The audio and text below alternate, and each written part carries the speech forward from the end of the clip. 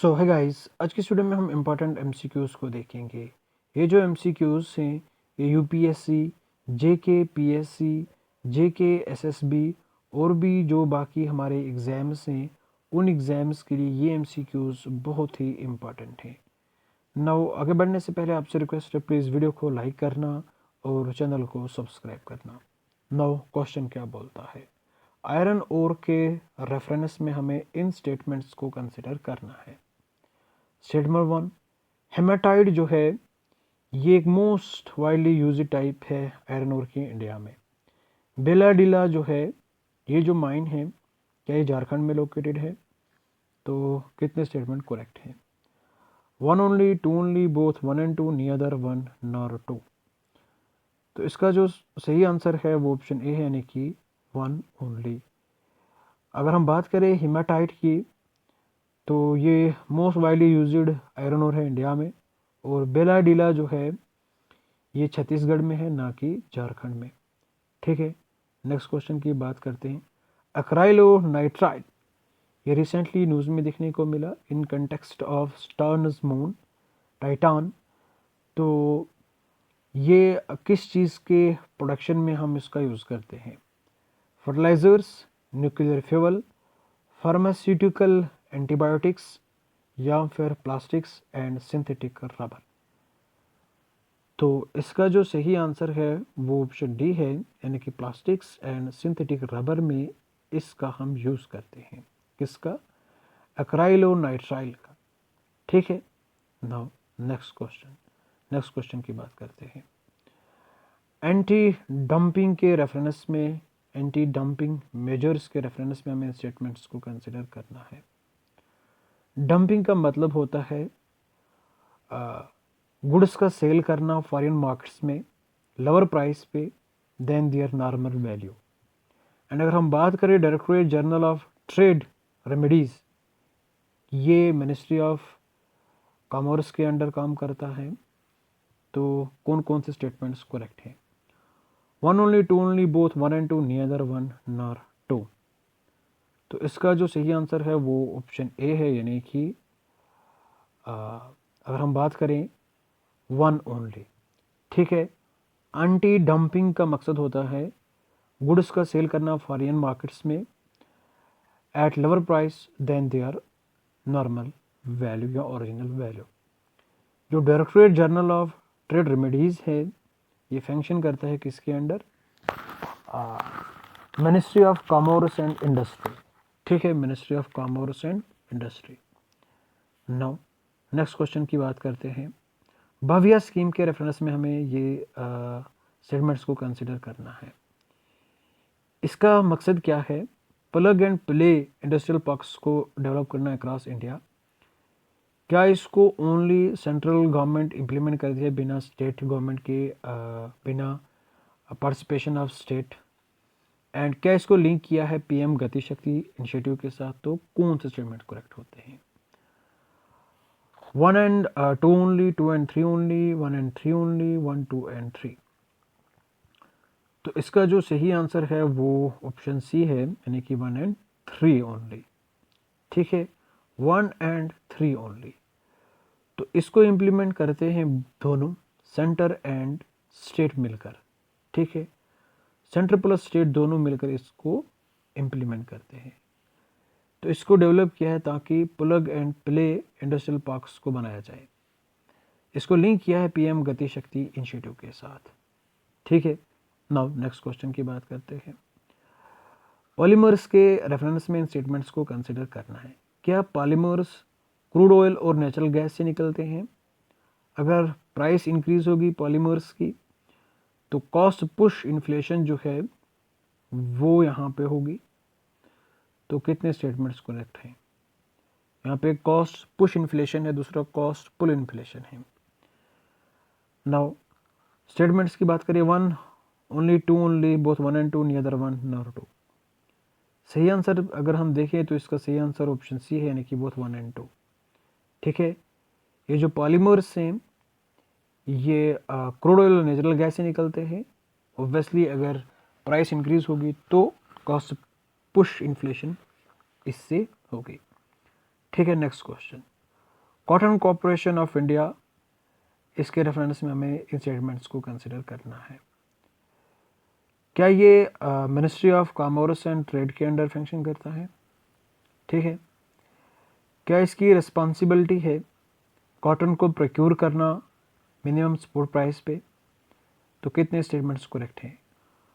1 only, 2 only, both, 1 and 2, नियदर, 1 nor 2। तो इसका सही आंसर जो है वो ऑप्शन बी है, यानी कि 2 ओनली। ज़रा मुझे कमेंट सेक्शन में बताना सर्च करके कि ये किस मिनिस्ट्री के अंडर काम करता है। कोऑपरेशन, ये कॉटन कॉरपोरेशन ऑफ इंडिया। ठीक है। नाउ नेक्स्ट क्वेश्चन के बारे में बात करते हैं। गिलोटिन, ये इंडियन का जो पार्लियामेंट है, इंडियन पार्लियामेंट, उसके कंटेक्स्ट में है। तो ये क्या है? क्या ये अलाउ करता है जो डिमांड्स फॉर ग्रांट्स होती हैं उनको बिना डिस्कशन के यहाँ पे पास किया जाता है? क्या ये ओनली राज्यसभा पे अप्लाई होता है? क्या यहाँ पे ये जो गिलोटिन है इसको तब यूज़ किया जाता है जब यहाँ पे टाइम ना हो ड्यूरिंग द बजट सेशन? तो कितने स्टेटमेंट्स करेक्ट हैं? 1 and 2 only, 1 and 3 only, 1 only, 1, 2 and 3। तो इसका जो सही आंसर है वो ऑप्शन बी है, यानी कि 1 and 3 ओनली। यहाँ पे डिमांड फॉर ग्रांट्स को बिना डिस्कशन के पास किया जाता है और इसको तब यूज़ किया जाता है जब यहाँ पे टाइम की कमी हो ड्यूरिंग बजट सेशन। एंड ये जो प्रोविज़न है ये अप्लाई होता है किस पे? लोकसभा पे, ना कि राज्यसभा पे। नाउ नेक्स्ट क्वेश्चन की बात करते हैं। UPSC PYQ 2012। तो कुछ पार्टीज़ हैं, उनके रेफरेंस में हमें स्टेटमेंट्स को कंसिडर करना है जो कि डॉक्टर BR अम्बेडकर ने एस्टेब्लिश किए हैं। Which of the following parties were established by Dr. B.R. Ambedkar? Peasants and Workers Party of India, All India Scheduled Caste Federation, the Independent Labour Party। इसका सही आंसर क्या हो सकता है? 1 and 2 only, 2 and 3 only, 1 and 3 only, 1, 2 and 3। तो इसका सही answer जो है वो ऑप्शन बी है, यानी कि 2 and 3 ओनली। नाउ अगर हम बात करें तो peasants and workers party of India, इसको डॉक्टर BR अम्बेडकर ने नहीं बनाया। इन 1947 इसको एस्टेब्लिश किया केशवा राव एंड शंकर राव ने। ठीक है, केशवा राव एंड शंकर राव ने। ना इस वजह से यहाँ पे स्टेटमेंट 1 जो है इनकरेक्ट है। All India schedule caste federation, इसको फाउंड किया किसने? डॉक्टर BR अम्बेडकर ने 1942 में। पर्पस क्या था? Political representation of scheduled caste, independent labour party sorry. And अगर हम बात करें इंडिपेंडेंट लेबर पार्टी की, तो इसको बनाया किसने? डॉक्टर BR अम्बेडकर ने इन 1936। इसका फोकस जो है, इसका मकसद जो था, इसका पर्पस जो था वो क्या था? Labour rights, puller Dalit welfare and participation in Bombay provincial elections. इस वजह से स्टेटमेंट 3 जो है वो करेक्ट है। नाउ इंडिया म्यांमार बॉर्डर के रेफरेंस में इन स्टेटमेंट्स को कंसिडर करना है। क्या ये ब्रिटिश गवर्नमेंट ने डिमार्केट किया था इन 1826? क्या ये एक्सटेंड होता है along the state of Meghalaya, Assam and Tripura? जो फ्री मूवमेंट रजीम है ये ट्राइब्स को अलाउ करता है अलोंग बॉर्डर्स, ताकि वो ट्रैवल कर सके up to 10 kilometres inside neighbouring country without a visa. तो कौन कौन सा स्टेटमेंट करेक्ट है? तो 1 and 2 only, 2 and 3 only, 1 and 3 only, 1, 2 and 3। इसका सही आंसर जो है वो ऑप्शन सी है, यानी कि 1 and 3 ओनली।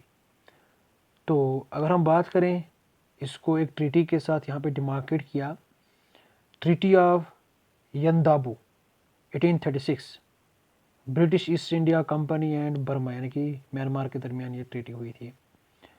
ठीक है।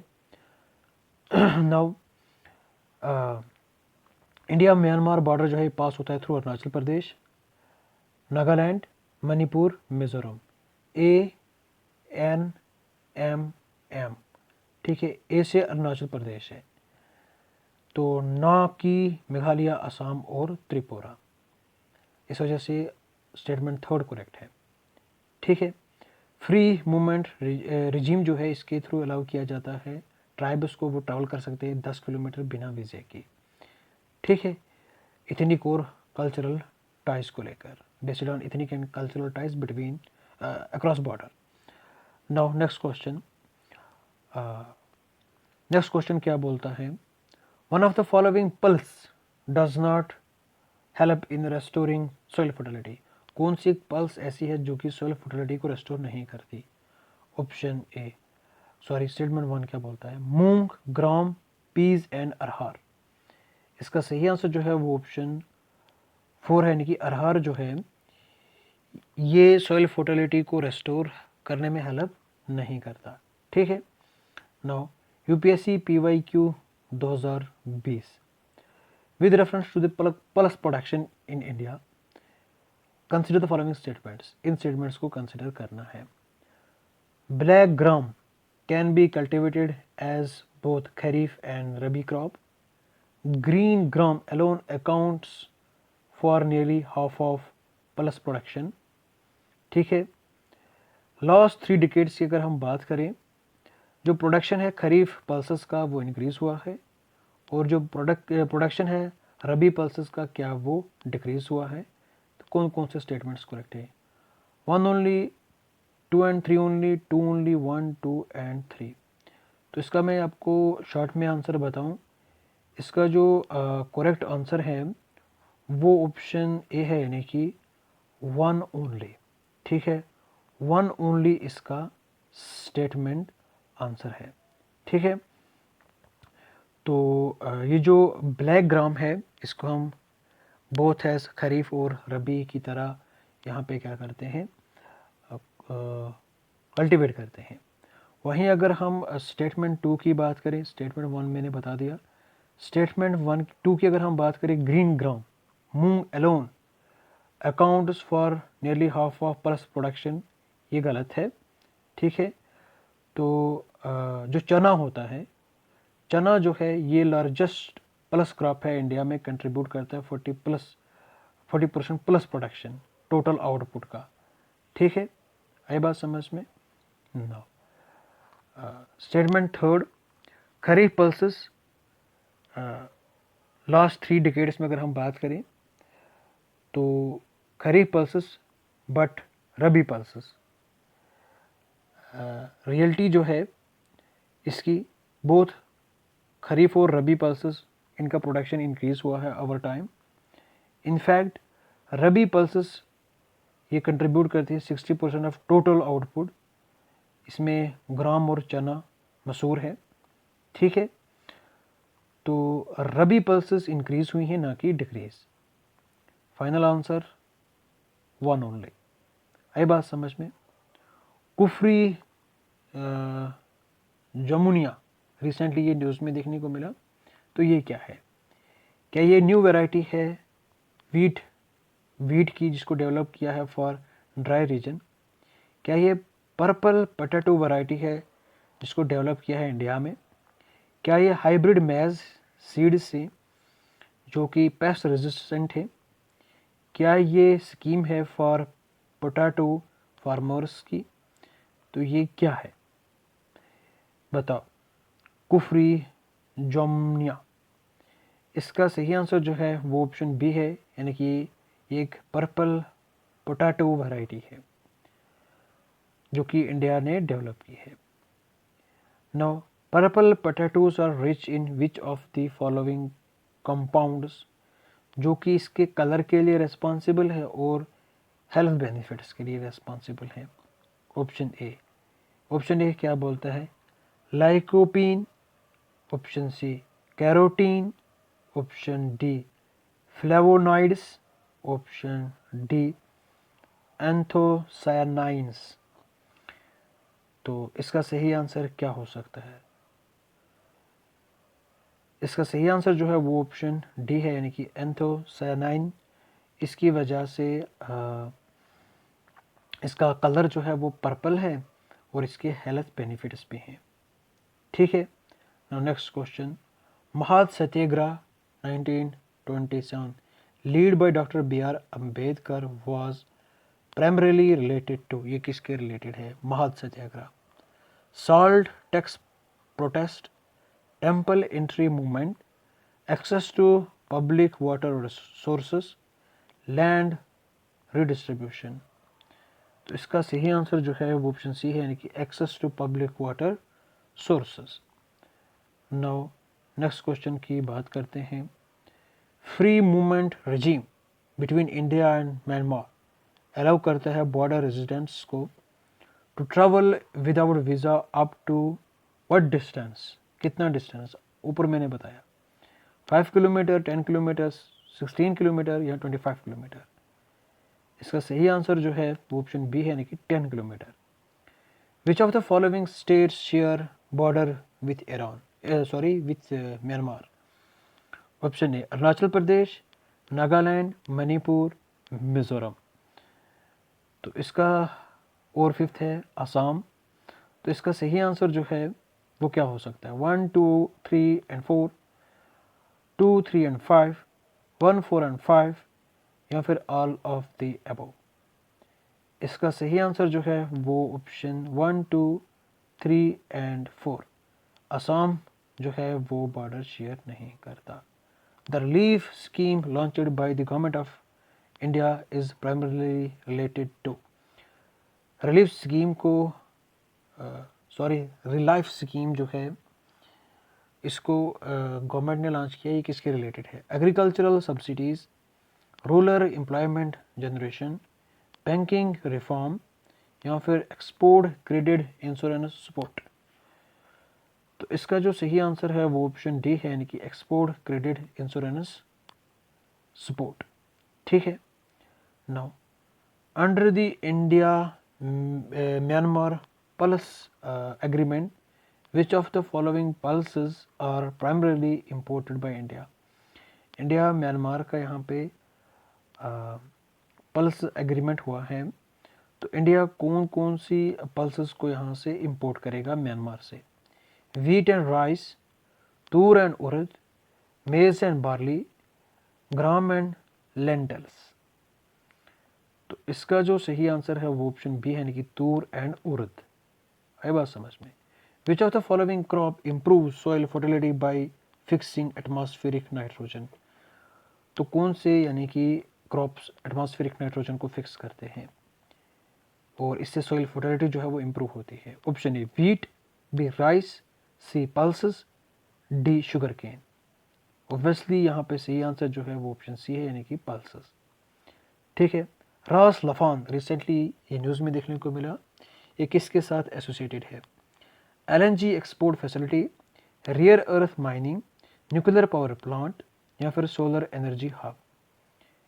इसका सही आंसर जो है वो ऑप्शन ए है, यानी कि LNG एक्सपोर्ट फैसिलिटी है ये।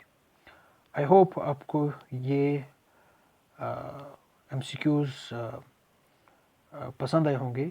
प्लीज़ वीडियो को लाइक करना और चैनल को सब्सक्राइब करना। यार इस समय पे रात के 2:30-3 बज चुके हैं, तो इसलिए थोड़ा और मेरी हेल्थ भी ठीक नहीं है। आई बात समझ में? Thank you and bye bye, have a nice day. सुबह ही आपको वीडियो मिल जाएगी।